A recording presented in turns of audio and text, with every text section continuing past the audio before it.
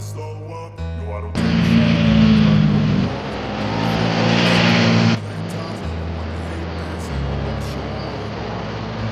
I don't ever slow up.